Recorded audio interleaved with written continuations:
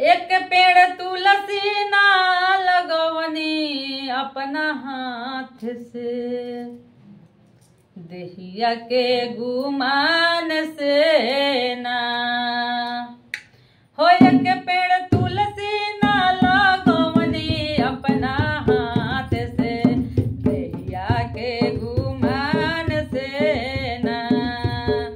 एक पेड़ तुलसी ना लगवनी अपना हाथ से, देहिया के गुमान से ना।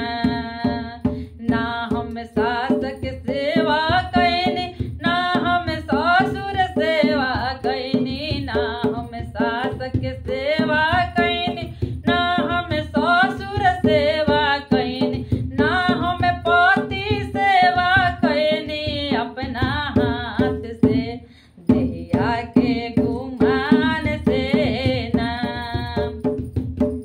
ना हम पति सेवा कैनी अपना हाथ से, देहिया के गुमान से ना। एक पेड़ तुलसी ना लगवनी अपना हाथ से, देहिया के गुमान से ना। एक पेड़ तुलसी ना लगवनी अपना हाथ से, देहिया के गुमान से ना। ना हम गंगा जी नहाइनी, ना हम सूरज गोड़वा लगनी, ना हम गंगा जी नहाइनी, ना हम सूरज गोड़वा लगनी, ना हम पति सेवा कैनी अपना हाथ से, देहिया के गुमान से ना।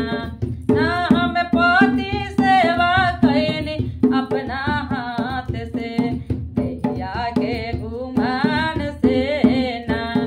एक पेड़ तुलसी ना लगवनी अपना हाथ से, देहिया के गुमान से ना।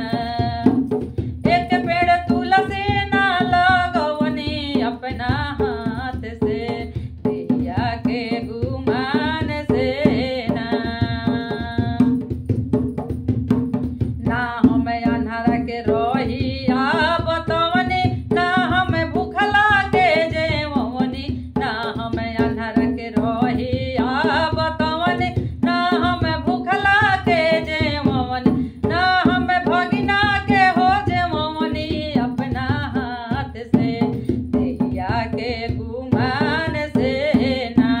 ना हम भगिना के हो जेवनी अपना हाथ से, देहिया के गुमान से ना।